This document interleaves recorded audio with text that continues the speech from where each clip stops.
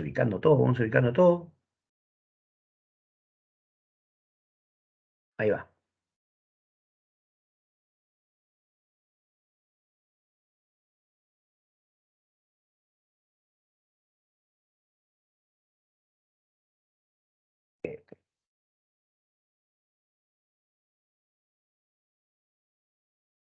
Muy bien. Historia de Perú.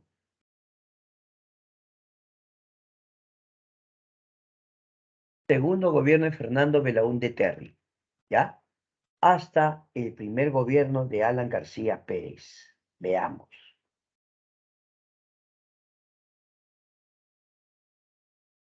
En el segundo gobierno de Belaúnde Terry,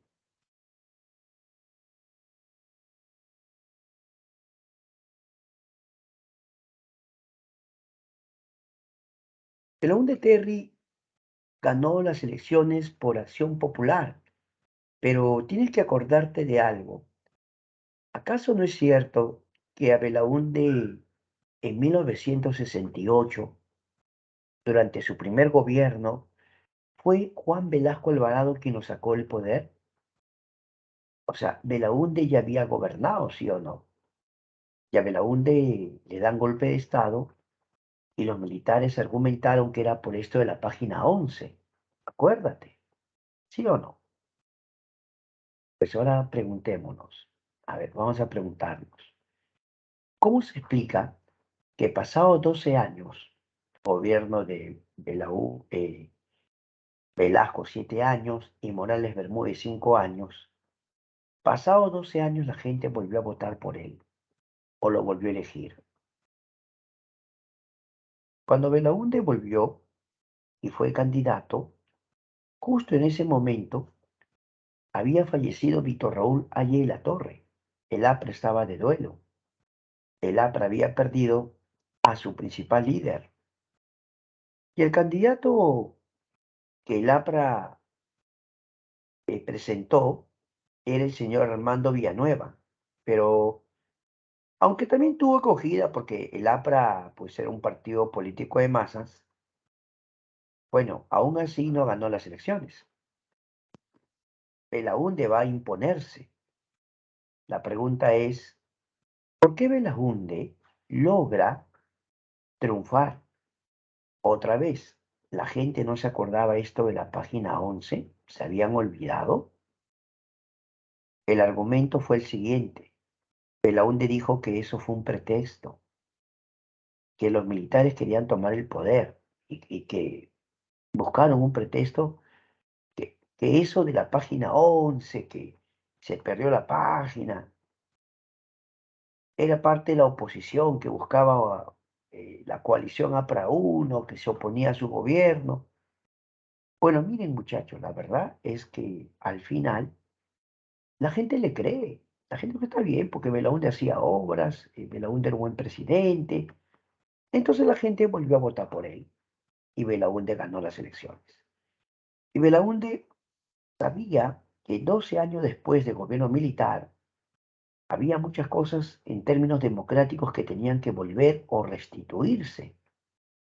Y una de ellas era la libertad de expresión.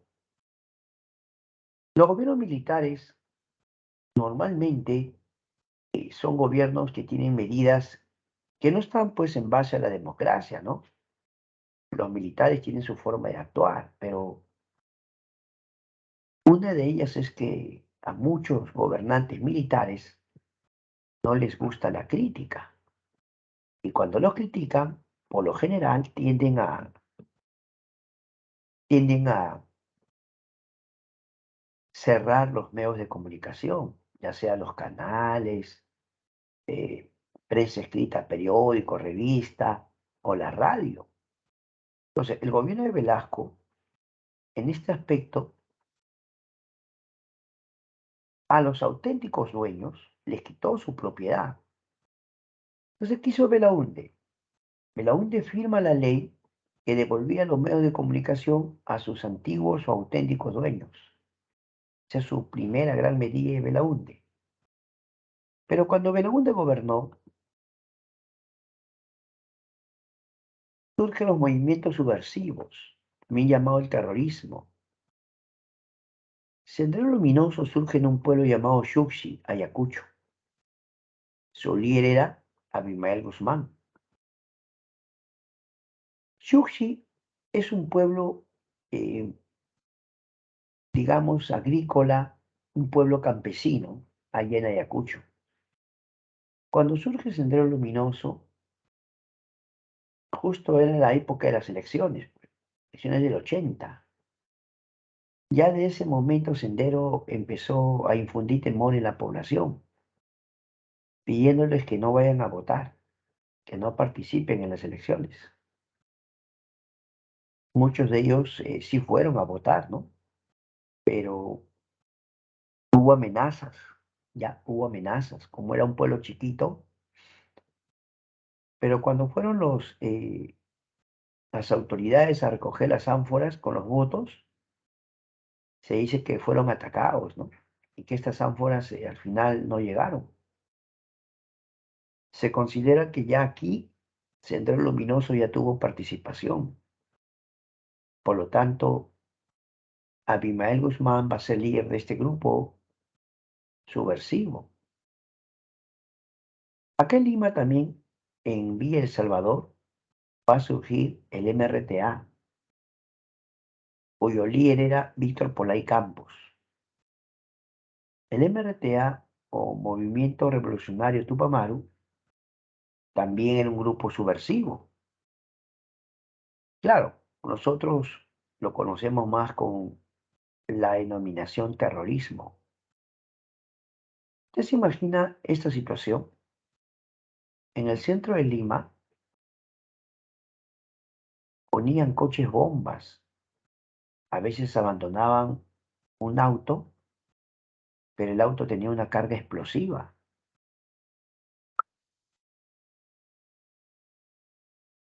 Por ejemplo, la avenida Bancay.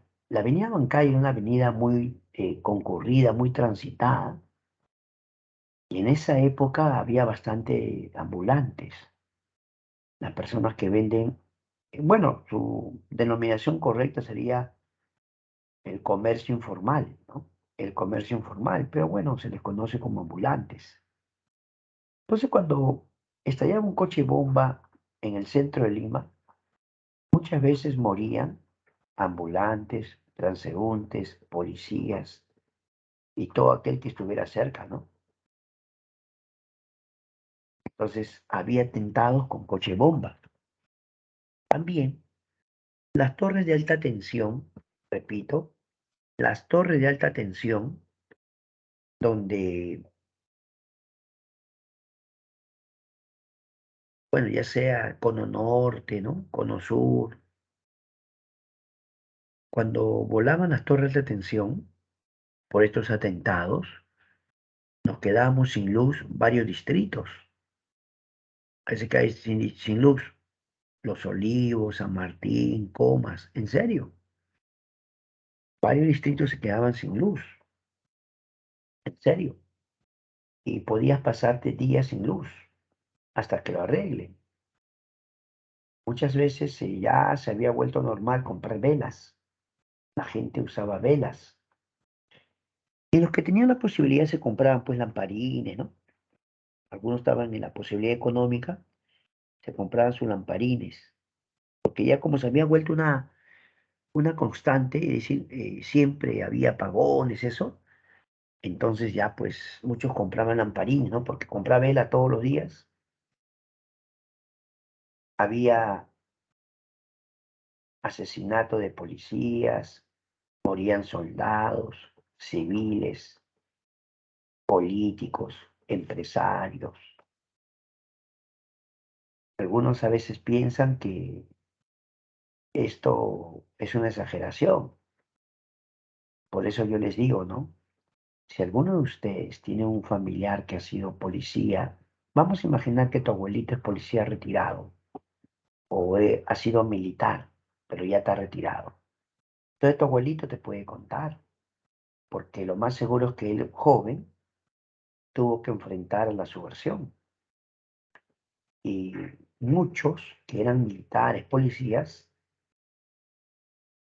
al ir a enfrentarlos, simplemente ya muchas veces no regresaban, morían. Entonces fueron décadas de terror, en serio. Por eso, ¿a quién le puedes preguntar? O sea, ¿quién puede ser tu referente? Tus abuelos. Tus padres, sí, si ya tenían cierta edad para esa época. Por eso te pregunté, pues, porque yo, por ejemplo, no te estoy diciendo que cuando Belaúnde gobernó el 80, yo recién tenía 8 años. ¿Te das cuenta? Ahí está el detalle, ¿no? Cuando Belaúnde acaba su gobierno, ya yo estaba de 12 para 13, ¿no? Así que el terrorismo se desarrolló en el gobierno de Belaúnde. Sin embargo, el año 81, Perú va a afrontar una guerra con Ecuador. Repito, Perú va a afrontar una guerra con Ecuador.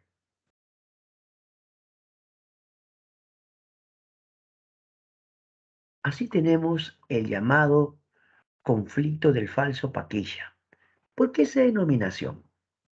El mapa nos puede ayudar. Mira, ahí está el mapa. Con el mapa nos damos cuenta por qué se llama Paquilla. Te voy a explicar.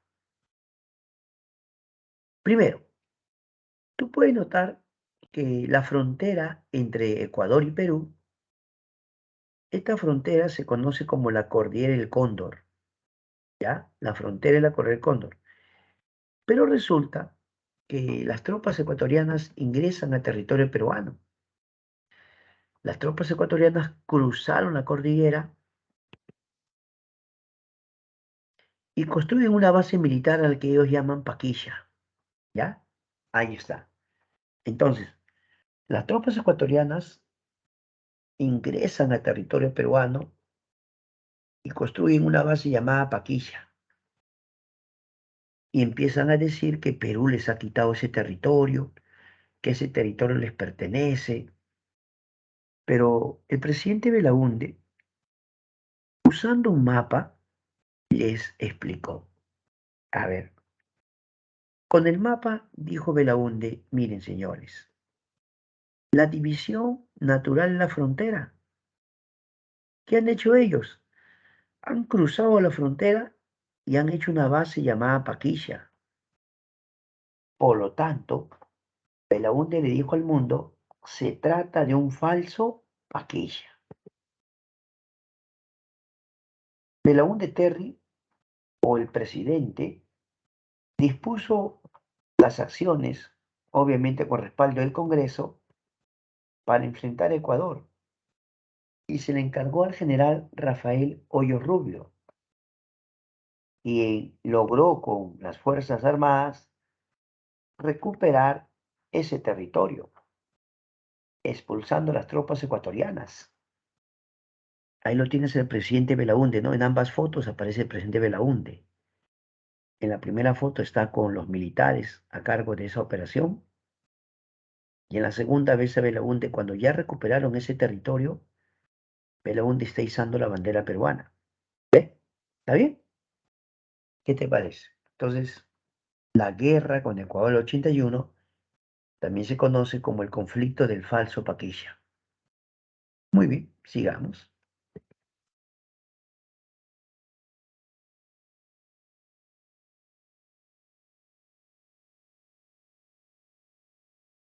El año 82 ocurre la Guerra de las Malvinas. Repito, el año 82 ocurre la Guerra de las Malvinas. Ahí lo tienes. Argentina va a enfrentar a la potencia europea Inglaterra. Bueno, como imperio, ¿no? Se conoce como Reino Unido, Gran Bretaña, ¿no? Reino Unido, Gran Bretaña. Pero claro, es liderado por Inglaterra, pues sí o no. Argentina era gobernada por un señor llamado Leopoldo Galtieri. Leopoldo Galtieri.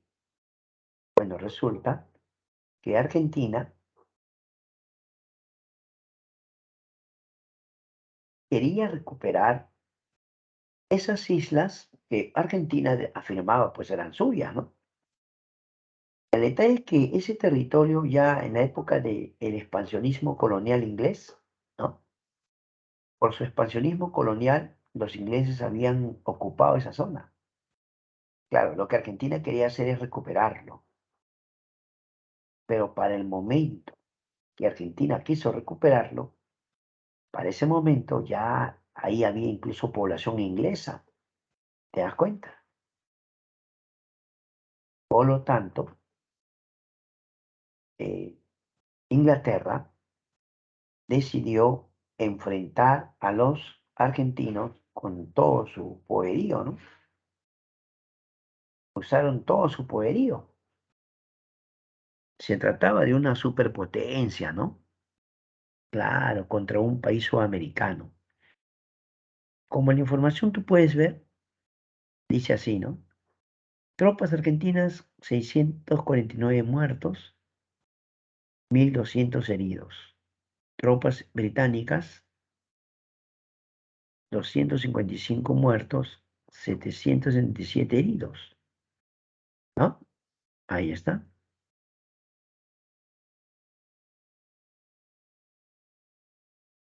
Una pregunta. Cuando empieza a pelear Argentina con Inglaterra, ¿cuál fue la actitud de América en sí? El país, o sea, el continente.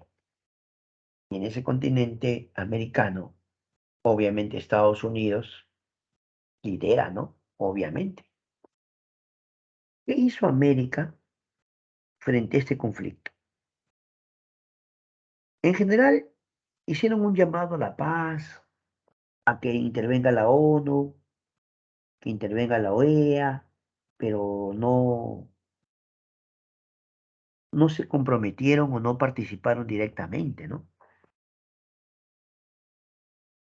Argentina le tocó la puerta a varios países de América pidiéndole apoyo. Y queremos aclarar que quien lo ayuda es Perú, que sí, Perú lo dio. Pero un momento, no es que Perú mandó ejército, tropas, no. Perú le prestó armamento, básicamente, ¿no? Digamos que la ayuda fue básicamente con armamento, aviones y armas, ¿no? Los argentinos saben bien que de los países americanos, quien lo dio fue Perú. Él lo sabe. Ahora, esta, esta guerra simplemente dejó claro que Inglaterra es una potencia, ¿no? Y que los países americanos que pretendan enfrentarlo, de hecho, sufrirían las consecuencias, ¿verdad?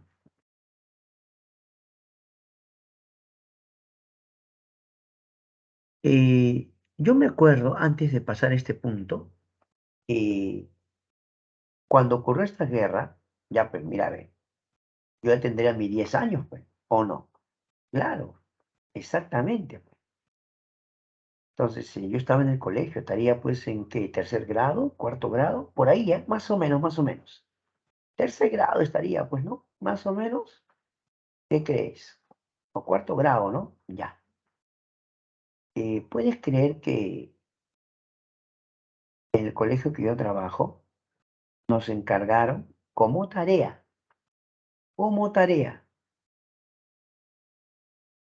hacer dos banderitas, una bandera argentina y una bandera de Perú? Esa era nuestra tarea, ¿verdad? No te miento. Dijeron, mañana no se olviden traer sus banderas. Ya ahí está la tarea. Y por lo visto era una tarea de todo el colegio, porque al día siguiente, ¿qué crees que hizo mi colegio? Bueno, se supone las autoridades del colegio, ¿no? El director, ¿no? Los profesores, ¿no? Todos los niños salimos con dos banderitas y pasamos por muchas calles de Lima. Todos los niños gritaban, Malvinas Argentinas, Franco, Franco, Malvinas Argentina, palabra. Yo estaba ahí acompañando, que lógico. Pero eh, por más que Argentina se esforzó, eh, la superioridad militar de Inglaterra era más que evidente, ¿no? Así que Inglaterra ganó la guerra y y recuperó pues así las Malvinas, ¿no? Ahora, algunos consideran que no se debe mezclar el deporte con la política, que son cosas distintas. Bueno, eh, para Argentina la única forma de ganar a Inglaterra era con el fútbol. Por eso que en el Mundial de México 86, ojo, en el Mundial de México 86, el Mundial de Maradona, Argentina pues tenía en aquel entonces al mejor jugador del mundo, ¿no? Y llegó el partido Argentina-Inglaterra. De repente Maradona hace un gol con la mano de Dios. No sé si usted ha escuchado eso. El gol con la mano de Dios. Un gol que si hubiera el VAR lo anulaba ese gol, ¿no? Porque con el VAR se veía clarito que Maradona con la mano se ayudó, ¿ah? Y aunque los ingleses reclamaron, uy, el arquero, todos le reclamaron al árbitro, el árbitro lo validó. Así que Argentina iba 1-0. Así que a ese gol le han llamado el gol la mano de Dios. Pero luego, si alguien tenía dudas acerca de la victoria argentina, Maradona hizo una de las jugadas más impresionantes de la historia. Parte de la media cancha y Maradona empieza a llevarse a uno, a dos, a tres. Se empezó a llevar a todos los ingleses, partiendo de la media cancha hasta llegar al arco, superar al arquero, gol de Maradona. Para muchos, uno de los mejores goles de toda la historia de los mundiales, ¿ah? En serio, en serio. Por su trascendencia, este gol realmente fue muy gritado no solo por Argentina, sino por toda América, ¿no? ¿No le parece? Yo vi ese gol en vivo y en directo, franco, porque justo el partido fue una tarde. Yo me acuerdo que llegué al colegio y justo estaba por comenzar su partido Argentina-Inglaterra. O sea, yo he visto ese partido en directo y te cuento algo alucinante. En esa época usábamos televisor en blanco y negro, franco, televisor en blanco y negro, pero dependiendo de la economía de cada familia, algunos tenían unas tele más de mejores marcas, mayor tecnología, ¿no? Pero mi tele, pues era una tele así chiquita, con la justa, ¿eh? Será pues 12 pulgadas, creo, ¿no? Pero sé que lo curioso, que para que agarre bien la señal, tú tenías que estar moviendo la antena. Le llamaban antena conejo, ¿ya? Tú tenías que mover la antena, si no, no agarraba bien, ¿ah? Pero algunos tenían su antena en el techo, pues. ¿Qué crees? No, profe, de verdad. Yo tenía que subir al techo. Y a veces los que estaban abajo decían, ya, ya, mueve, mueve, ya. Oye, no, no, mueve. Oye, en el techo tú parabas moviendo la antena. Ya, ya, mueve, mueve. No, oye, no. Ahí, ahí, ahí, ahí, quédate, quédate ahí, quédate ahí. No te vas a quedar en el techo. Pero esa época, oye, ¿cómo, no, cómo olvidar eso? Franco, ¿ah? Televisor en blanco y negro.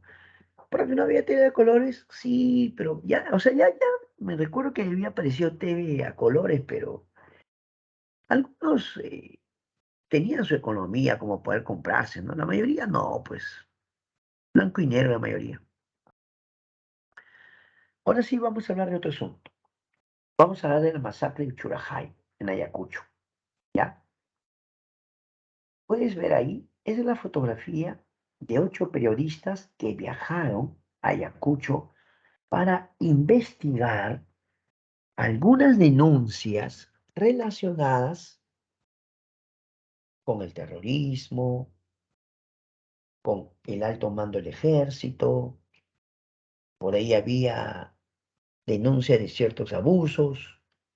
Entonces, los periodistas fueron, obviamente, para investigar y esclarecer todos esos asuntos, ¿ya? ¿Qué estaba pasando en Ayacucho? Bueno, es que Ayacucho va a ser una de las zonas más afectadas en la época del terrorismo. Pero, ¿por qué había denuncias, profe? No se supone que Los altos mandos habían ido a defender al Perú, claro, pero Ayacucho era el que más sufría, en serio. Entonces, ¿cuál era la labor del periodista? Investigar, ¿no? Pero en aquel entonces ellos tenían sus cámaras fotográficas con rollo, sus filmadoras, ¿no? Con cinta, su grabadora con cassette, esos cassettes pequeños que de repente has llegado a conocer. Entonces, cuando estos 8 periodistas fueron a Ayacucho, ellos nunca imaginaron lo que podía pasarles, ¿no? De repente fueron asesinados. ¿Qué? Sí, fueron asesinados. Y la pregunta que se hacen algunos es, ¿quién los asesinó?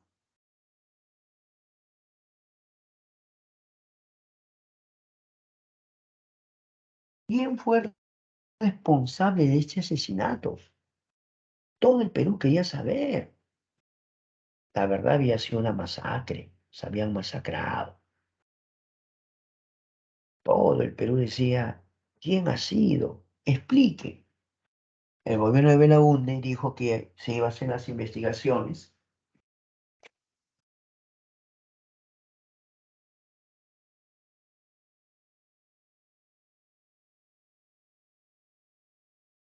y para eso se nombró una comisión investigadora. ¿Ya? La comisión investigadora tenía por tarea, como su nombre lo dice, investigar, esclarecer y dar un informe. Todo el Perú quería escuchar ese informe. De repente, la comisión investigadora da conferencia de prensa y le dice a todo el Perú, ellos fueron asesinados, a ver, fueron asesinados por una equivocación, un error. ¿Cómo? Sí, fue un error o una equivocación. Los campesinos, cansados de que los ataquen y que constantemente los estén hostigando, porque a los campesinos los atacaban, pues, el terrorismo, que campeón el terrorismo. Entonces, como los atacaban, ellos decidieron defenderse, ¿no? Organizarse. Y se dice que ellos querían, si es que llegaban los grupos terroristas, enfrentarlos. ¿De acuerdo? Se dice eso, ¿ah? Sin embargo, acá hay un detalle muy importante. Muchos consideran que no fue así. Los campesinos realmente se defendieron y mataron a estas personas.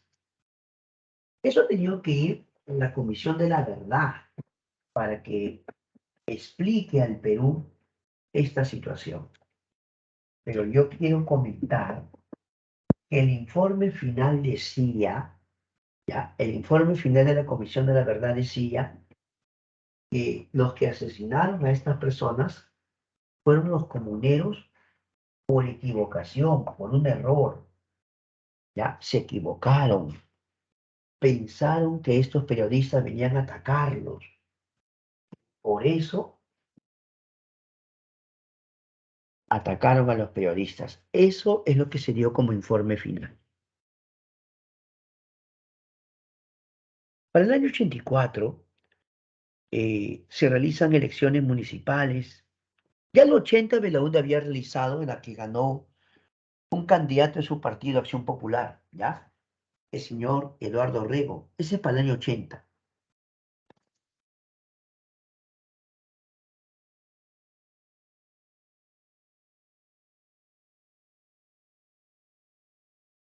Pero también podemos decir que para el año 84 hubo un candidato llamado Luis Barrantes Lingán.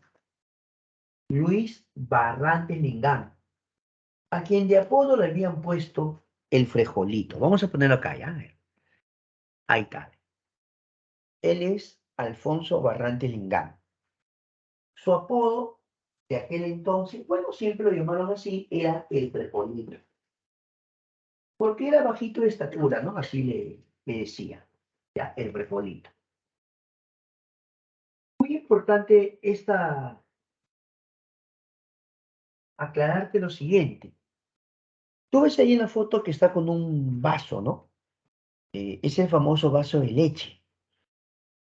En esa época había un debate respecto a que para que los jóvenes puedan rendir en las escuelas, decían, ¿no? Para que puedan rendir, deberían estar bien alimentados, ¿no?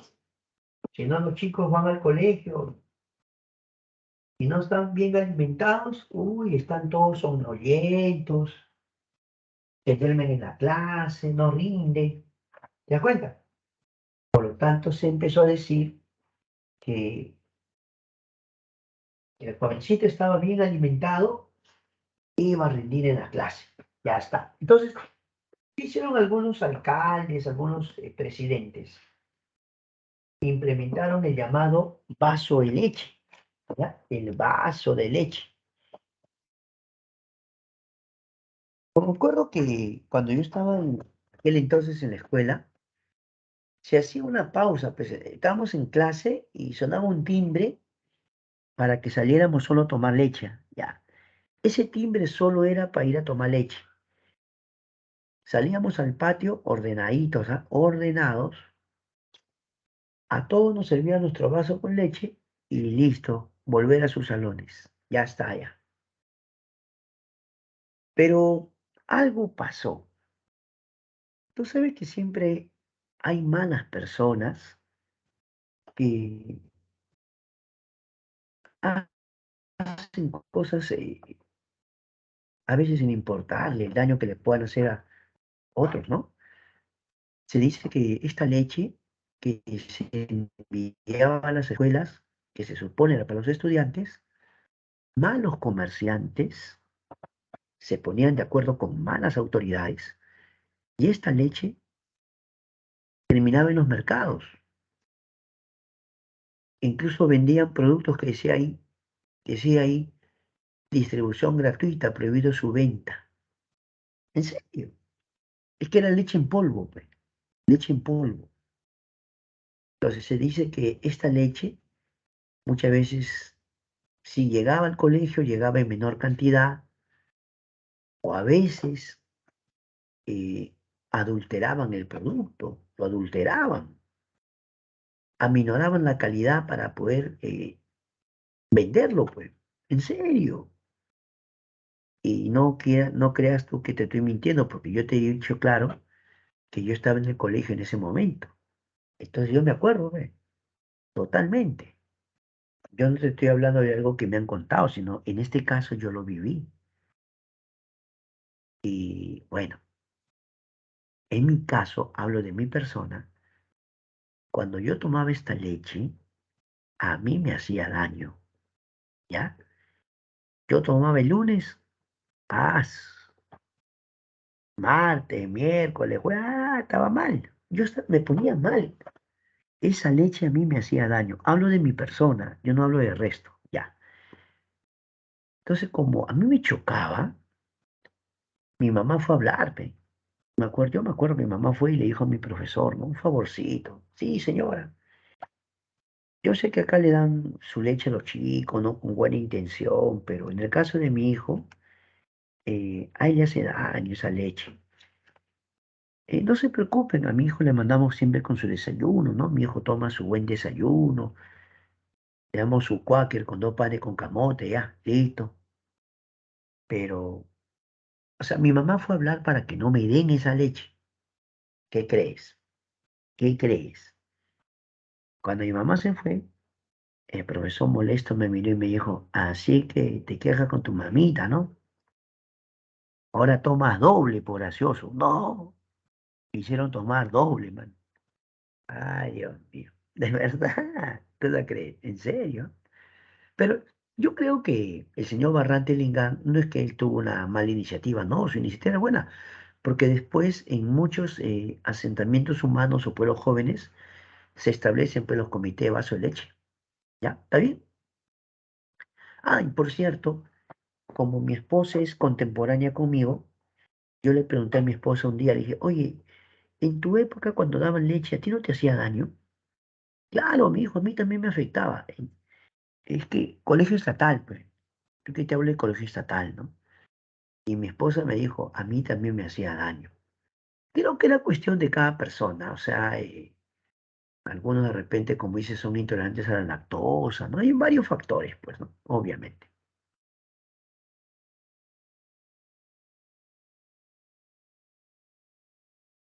Pelón de Terry buscó el respaldo del Fondo Monetario Internacional, ¿ya? Buscó el respaldo del Fondo Monetario Internacional. Además, aplicó medidas ortodoxas que tienen que ver con una economía liberal. Para eso, se contó con el apoyo de grandes economistas, como por ejemplo, bueno, en aquel entonces, el señor Manuel Ulloa era uno de sus ministros, y se trajo economistas que habían estudiado en Estados Unidos. Como esos economistas habían estudiado en Estados Unidos, los traen acá al Perú y les llaman los Chicago Boys. Así le llamaron los Chicago Boys.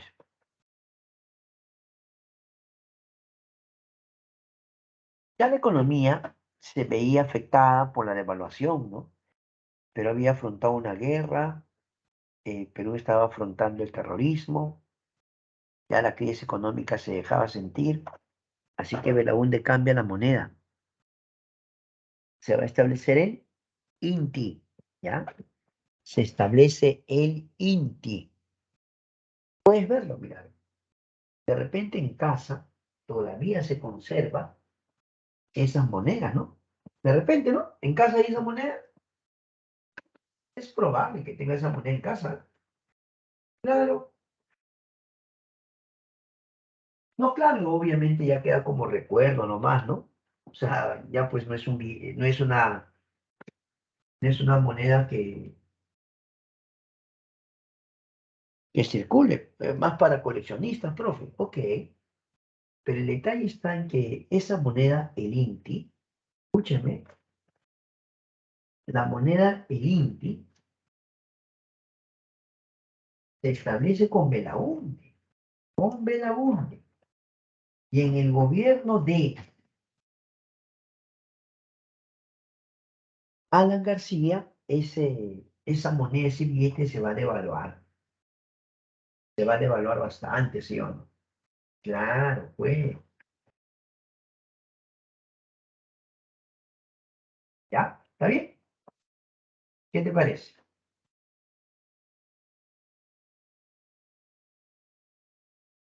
Sin embargo,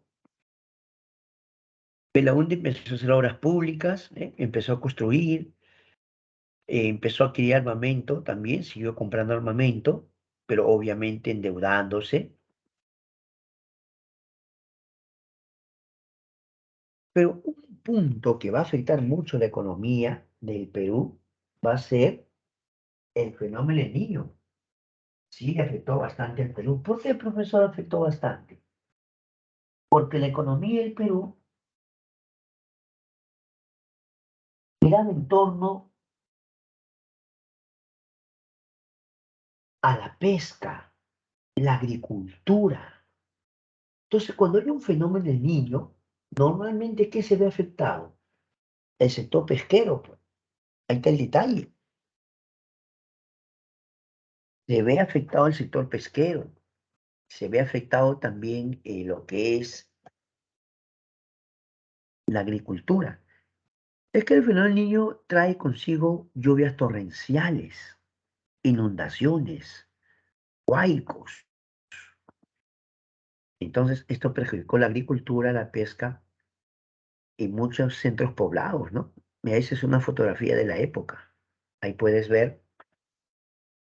No hace mucho, ¿no? También Perú fue afectado por un fenómeno del niño en la zona de Piura, ¿no? Claro. El gobierno de Belaúnde también se preocupó por proyectos agroenergéticos como Chavimochic en Ancash, ¿ya? No olvides que Belaúnde era arquitecto, entonces como arquitecto Belaúnde siempre estaba preocupado por este tipo de obras.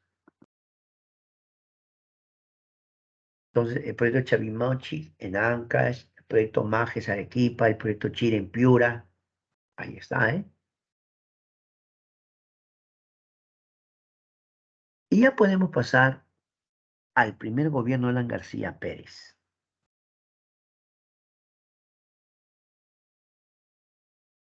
Mi compromiso es con todos los peruanos. Fue el primer presidente aprista, porque aunque Víctor Raúl lo intentó, no lo logró, ¿verdad? Víctor Raúl Haya La Torre lo intentó, pero no logró ser presidente. El comentario que voy a hacer es un comentario eh, pensando en Alan García como orador, ¿ya?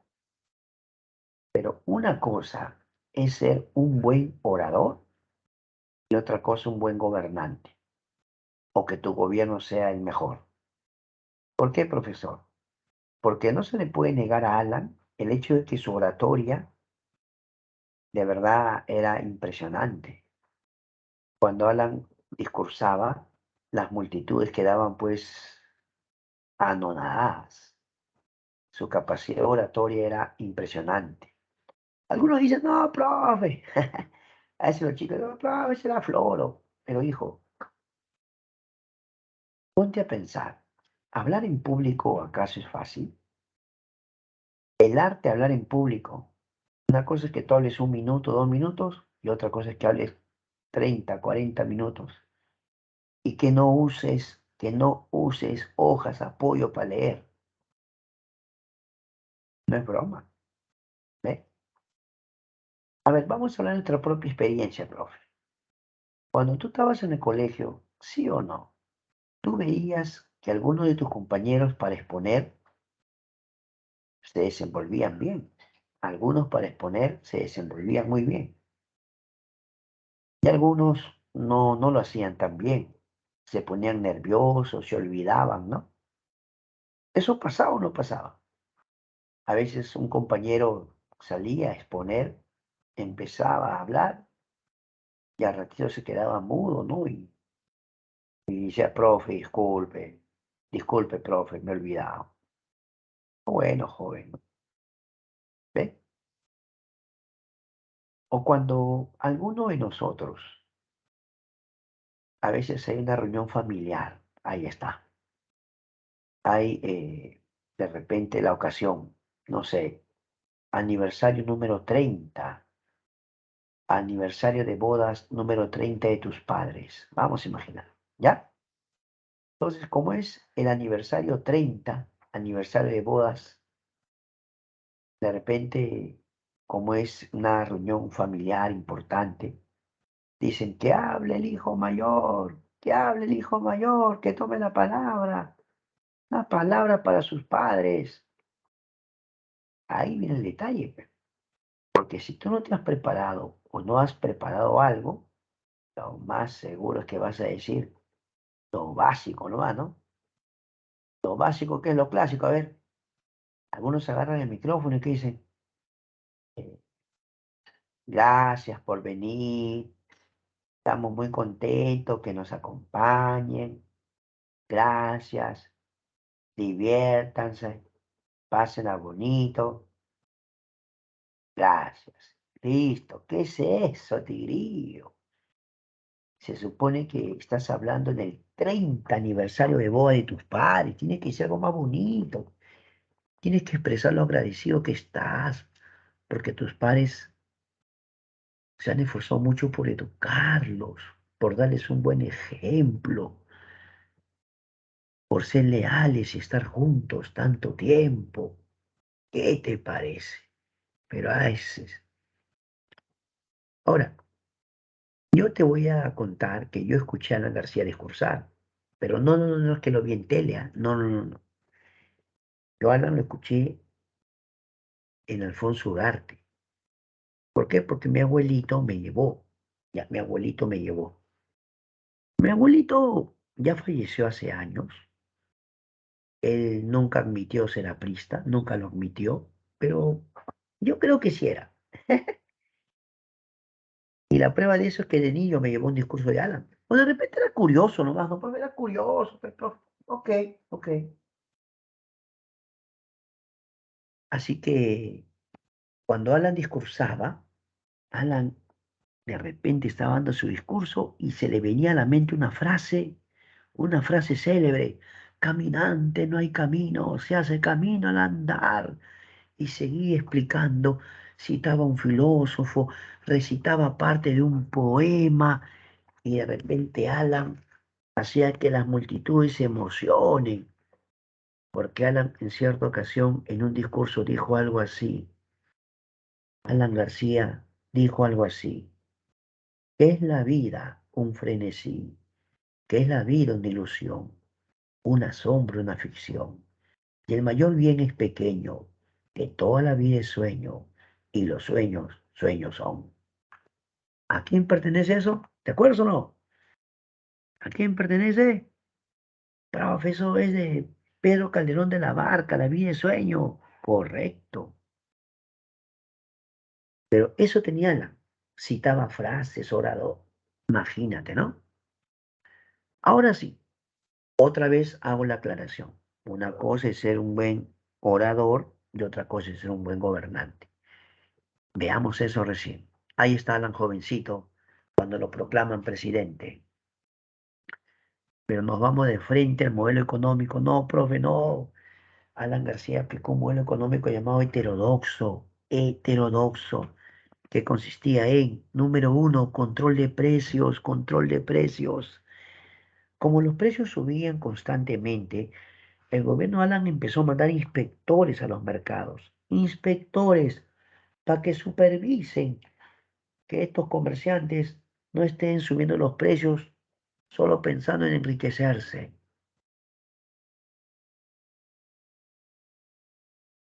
¿Qué más?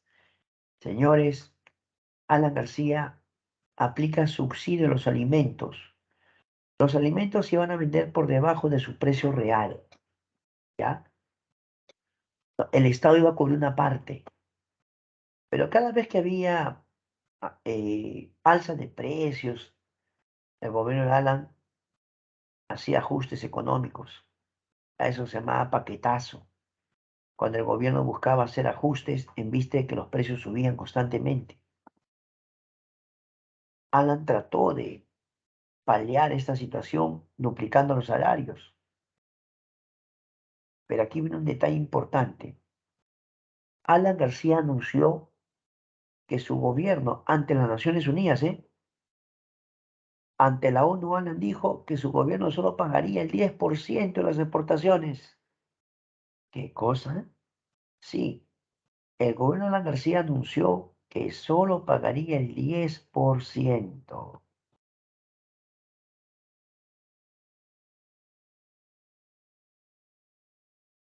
Cuando Alan hace ese anuncio, el Fondo Monetario Internacional y el Banco Mundial declaran al Perú país inelegible. ¿Qué significa país inelegible? Que ya no iban a invertir en el Perú. Los bancos empezaron a negar préstamos al Perú. Los bancos negaron préstamos al Perú. ¿Por qué? Porque el Perú fue calificado pues como un país que no paga sus deudas, un país moroso o un país que quiere pagar lo que él quiere, ¿no? El gobierno trataba de hacer ajustes con sus paquetazos, trataba de hacer ajustes económicos, subía los precios. La economía no andaba bien. De repente aparecían las colas para comprar productos por todos lados. Las colas eran grandes, ¿ah? Toda la gente hacía sus colas porque querían comprar productos.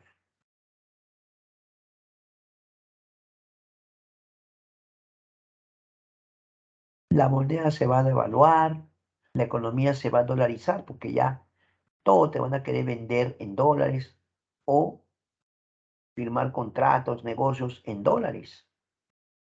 Eso pasa cuando la economía, su moneda es débil. Pero mire la cantidad de billetes. Ahí está, ve. No estoy mintiendo.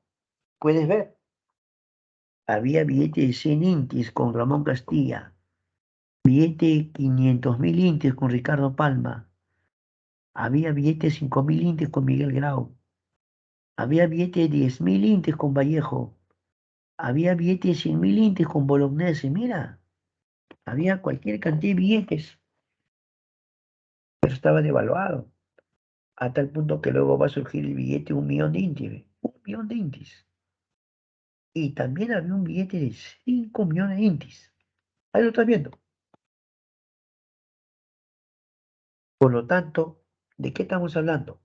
Estamos hablando de una economía que desde el punto de vista, o sea, de los analistas, un gran fracaso económico, ¿no? Por la hiperinflación. También crea el Ministerio de Defensa, también se crea la Policía Nacional de Perú, se va a fusionar la Guardia Civil, la Guardia Republicana y la Policía de Investigaciones. Se va a fusionar. Por otro lado, Alan García aplicó la regionalización, intentó crear las regiones. Pero una de las promesas electorales de Alan era el tren eléctrico. Alan había prometido que su gobierno iba a hacer un tren eléctrico. Y ahí tú ves la foto en la que Alan estaba inaugurando, ¿no? Había unos vagones. Pero en realidad faltaba hacer toda la obra.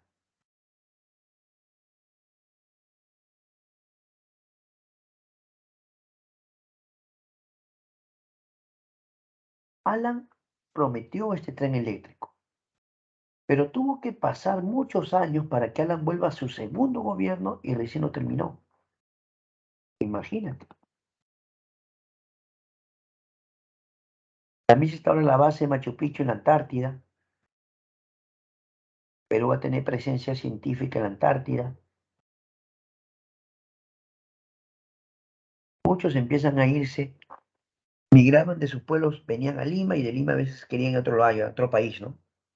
Claro, muchos migraban, cruzaban la frontera, muchas cosas, ¿no? Alan García está muy molesto con los grandes empresarios, está molesto. ¿Y por qué, profe? Porque Alan considera que muchos empresarios, en vez de invertir en el Perú, sacan sus dólares y los mandan al extranjero.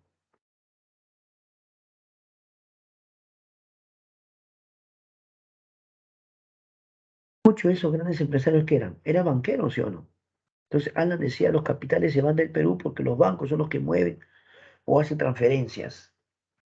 Así que Alan dio una ley para estatizar los bancos. O sea, los bancos privados iban a ser tomados por el Estado, pero eso no ocurrió, profe. ¿Por qué? Porque surge el movimiento Libertad con Vargas Llosa. Vargas Llosa salió, daba discursos y hablaba acerca de la libertad, el derecho a la propiedad, que nadie debe confiscarte, ¿no? Así que luego muchos van a decir Vargas Llosa presidente, ¿no? Porque Vargas Llosa lideró este movimiento Libertad. Así que la próxima semana vamos a hablar de eso, ¿ah? La próxima semana te voy a contar cuando Vargas Llosa se enfrenta a Fujimori. ¿Ya? ¿Está bien? Ahora, mira, quiero aclarar que hoy día tu examen no va a ser en ese instante. Tu examen va a ser dentro de un rato todavía. ¿Ya? Para ser exacto, a las 9:30. A las 9:20 va a haber una encuesta. Entonces, es parte de la labor de la señorita Elizabeth. ¿Ya? Por favor, amigos. Entonces, ahorita no va a ser el examen. Vamos a continuar, pero esta vez con el momento de practicar. Así que vamos al momento de practicar.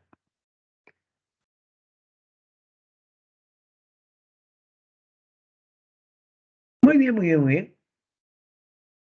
Entonces vamos a ver acá. Vamos a compartir o seguir compartiendo.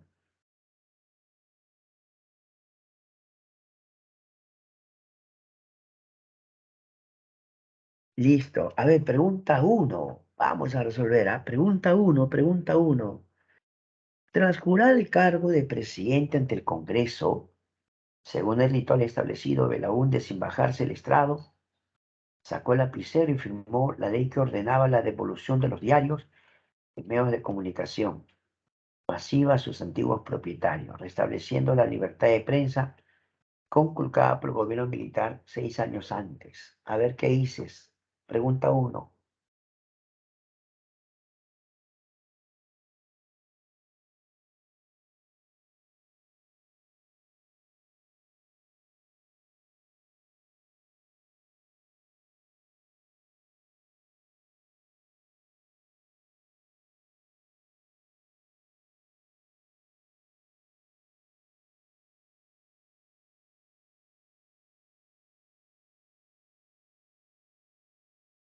Bien, la pregunta uno te está hablando acerca de que Belaúnde ordenó la devolución de diarios y medios de comunicación, ¿sí o no? Por lo tanto, la respuesta es la B, al restablecimiento de libertad de prensa, ¿sí o no? La B, al restablecimiento de libertad de prensa. La B de bueno. Ya, pregunta 2. Pregunta 2.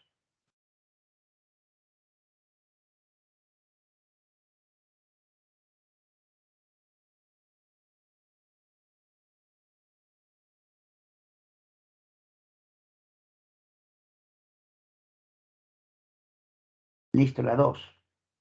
¿Belón Terra gobernó el 85? Sí. ¿Fue representación popular? También. Una y dos, ¿ah? Afrontó. No, el fenómeno es el año 83. Sí. Belón derrota a Armando Villanueva del Campo. Claro. Uno, 2, 4. La A. Uno, 2, 4. Letra A. Pregunta 3. Los movimientos subversivos surgieron en el gobierno de.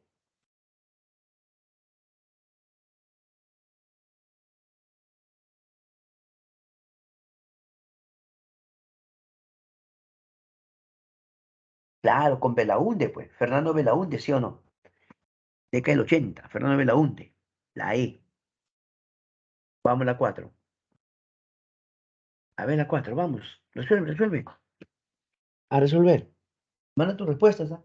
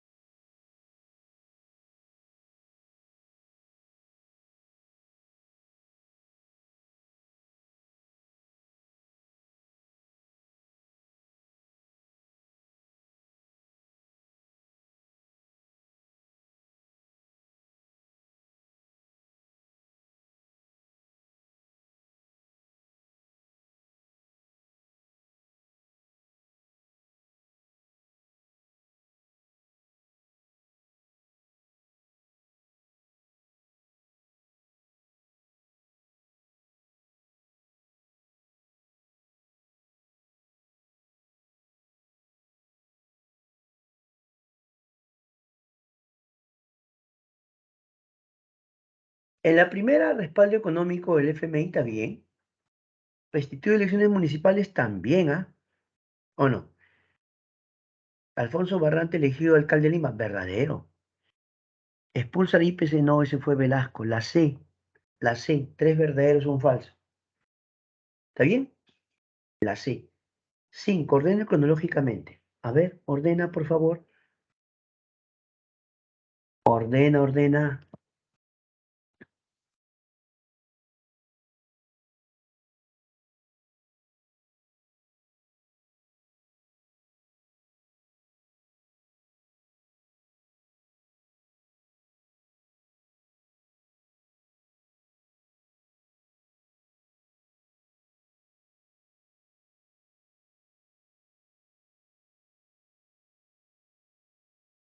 Mira, ahí primero sería 4, 3, 4, 3, 2, 1, ¿no?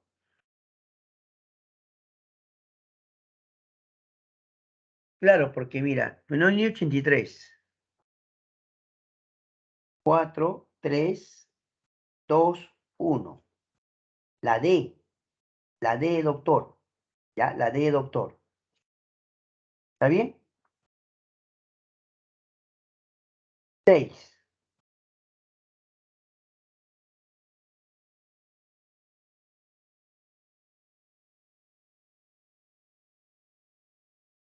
Pregunta 6.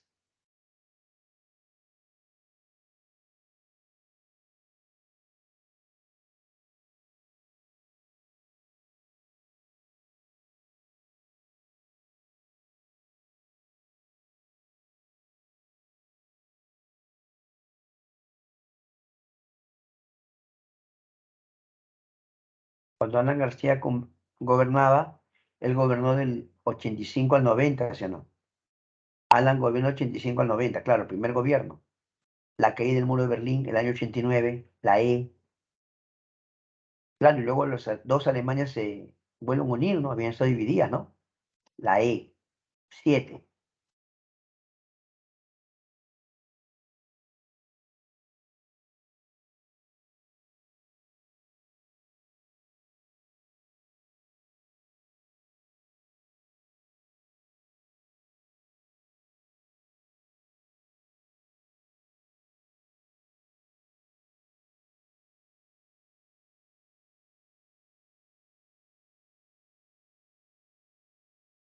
En la 7, a ver la 7. ¿Cómo sería la 7? La 1 está bien, la 2 no. ¿Por qué? Porque ese es Salaberry. Ahora, si fuera, dijera el presidente más joven por elecciones democráticas, puede ser, pero no. 1. Su política económica no fue ortodoxa, fue heterodoxa. Limitó el pago de deuda a 10%, sí. 1,4. 1,4. ¿Está bien? Ya.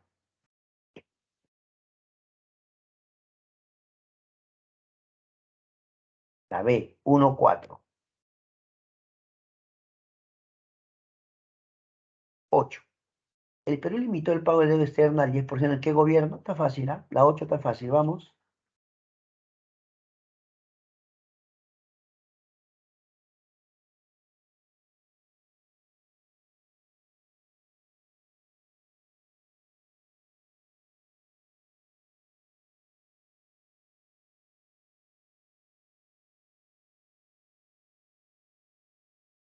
La 8 la hace Alan García, ¿verdad? Ya. La 9, por favor.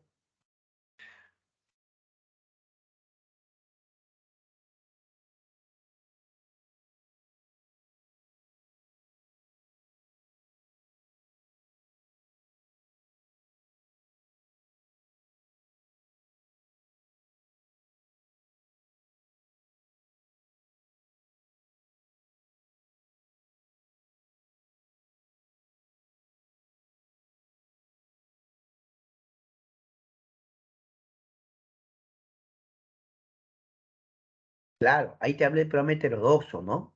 Claro, habla de, mira, control de precios, salarios. Entonces, ¿qué es? La C, la intervención estatal selectiva en la economía, la C. ¿Está bien? Y la 10 ya, vamos con la 10. Sobre el primer gobierno de García, señales son verdaderos o falsos en las siguientes proposiciones. Veamos.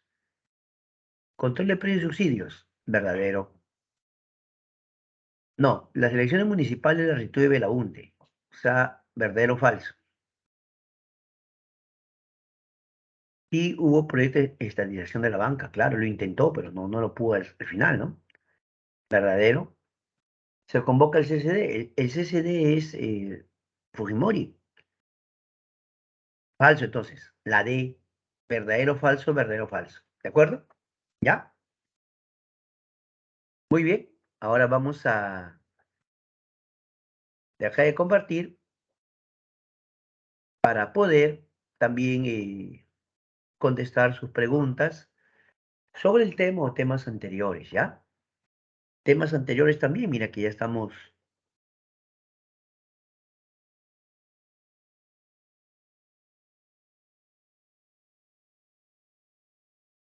Puedes preguntarme temas anteriores, la clase de hoy, quieres que te explique algo. Vamos, escríbeme por favor, vamos.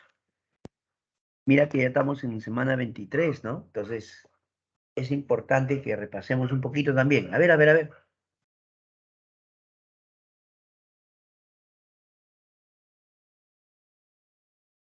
Ya, muy bien. Fabián pregunta, ¿por qué dicen que en la Villarreal hay fulapristas? Bueno, es la pregunta del amigo Fabián.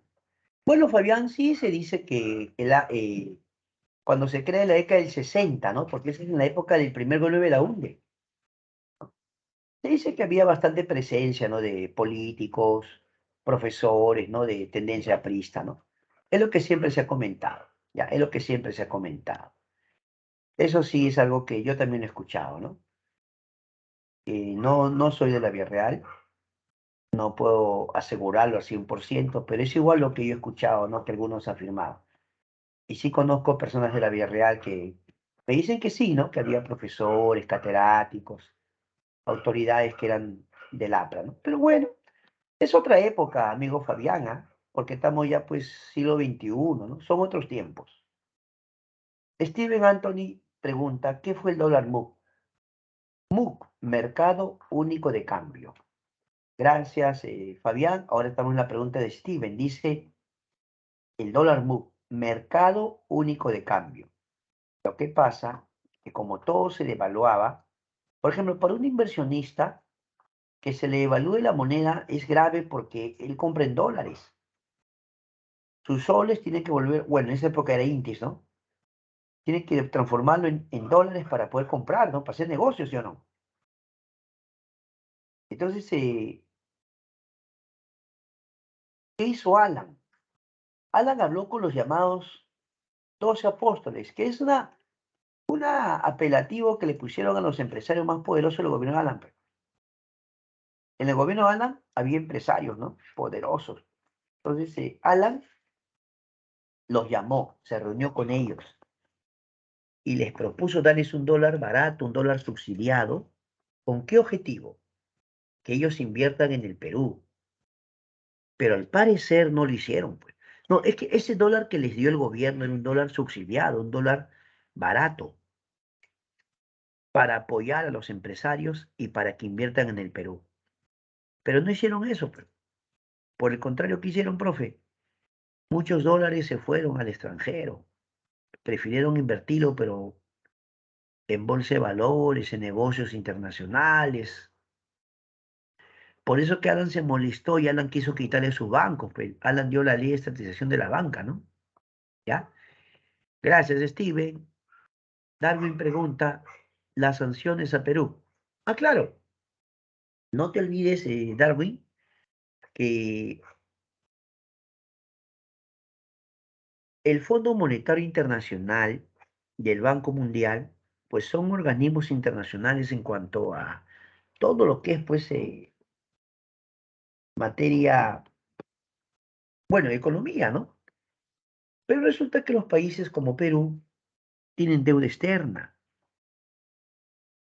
Y esa deuda externa es bien grande, ¿no? Lo que Perú le anunció es que solo iba a pagar 10% del valor anual de las exportaciones. Entonces, la sanción fue, bueno, pues si no vas a pagar como, o tú quieres pagar solo tu 10%, entonces como medida no, ya no te vamos a prestar, pues, ¿no? Ya no te vamos a prestar. O sea, al ser declarado Perú país inelegible, significa que no es confiable para los bancos. Es como si cualquiera de nosotros tuviera deudas y no paga, o te atrasas, te vuelves moroso, pagas, pero pasándote tiempo. Uno tiene como un historial crediticio, ¿no? Entonces ya va a ser difícil que te vuelvan a prestar, ¿ah? Bien difícil. Ya no, así nomás no te prestan ya. Y si te prestan poquito para no correr riesgos. Y te ponen más intereses todavía. Te prestan poco y con bastante intereses. ¿En serio?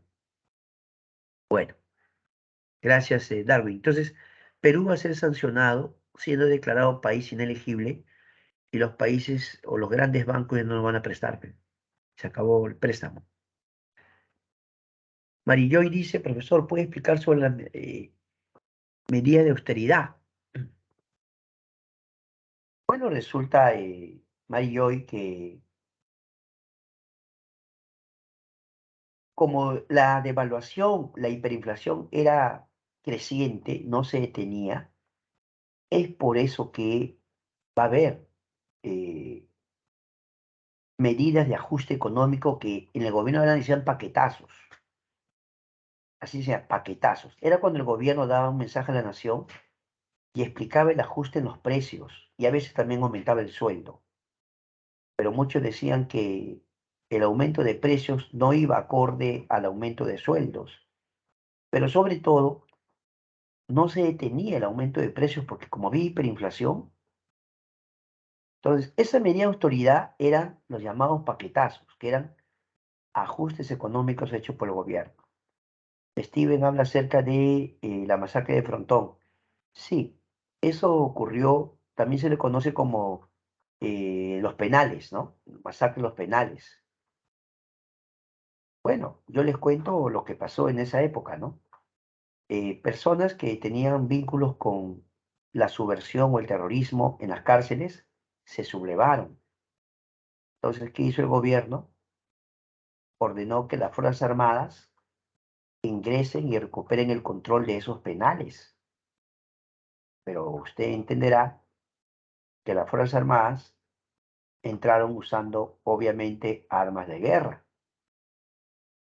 Y entonces ahí, pues, hubo muchas muertes, ¿no?